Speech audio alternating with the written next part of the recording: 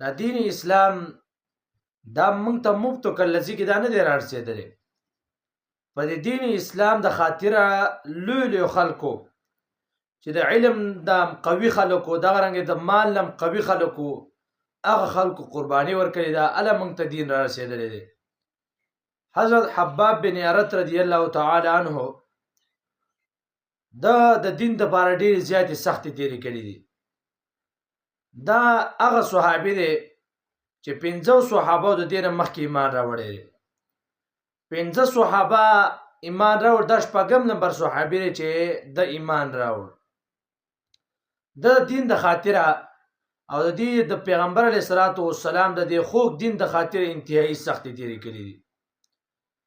حضرت عمر فاروق رضی الله تعالی عنہ دورو عمر فاروق سے ته پوس وکړه وای تا د دین اسلام د پاره څه سختې تېرې کړي دي، څه قرباني ورکړې ده. حباب بن ارت رضی الله تعالی عنہ ته فرمایي وای ما ډېر زیاتې سختې تېرې کړي دي. ما چې کله ایمان راوړ زه شپږم نمبر صحابي وم، زمونږ دومره زور نه و، زمونږ دومره قوت نه و، نو دې کفارو په موږ باندې ډېر زیاتې سختې تېرولې، ډېر زیات ظلمونه به په موږ باندې کول. وای دومره سختې په موږ باندې تېرې کړې دي، وای که ته غواړې نو زما مړه وګوره، تا ته به پته ولګي چې ما څومره سختې تېرې کړې دي. حضرت عمر فاروق رضی الله تعالی عنہ چې کله دغه مړه وکتله نو مړه کې صرف اډوکي وو، اډوکي غوښه دا رنګ چربي وازه دا هیڅ شی نه و، صرف اډوکي پاتې شوي وو. عمر فاروق صاحب ته تپوس وکړه وایي داسې مړه خو ما چېرته نه دی لیدلی.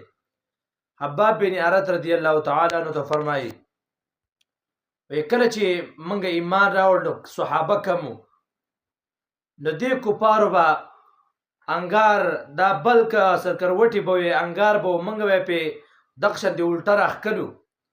وایي چې کله به موږ راښکلو نو د هغه انګار به زموږ د مړه د وازدې د وجې نه، د مړه د چربۍ او د غوښې او د وینې د وجې نه هغه سرکروټي او هغه انګار دا به مړ شه. نو هغه د وجې نه زما مړه کې صرف اډوکي پاتې شوي دي، ما داسې سختې تېرې کړي دي. بهرحال چې کله عمر فاروق صاحب دور شه او دغه رنګې فتوحات شروع شو نو دې به ژړل. حضرت عمر فاروق صاحب ته تپوس وکړئ ولې ژاړې؟ وایي دا خو فتوحات دي، پکار ده چې ته خوشحاله شي. موږ کله شام فتح کړو، کله یو ځای فتح کړو، کله بل ځای فتح کړو، پکار ده چې ته خوشحاله شي.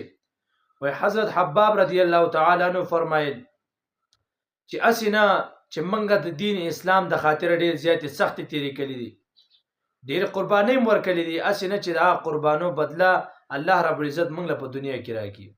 نو دا هغه صحابه وو چې د دین خاطره ډېر زیاتې سختې تېرې کړي دي.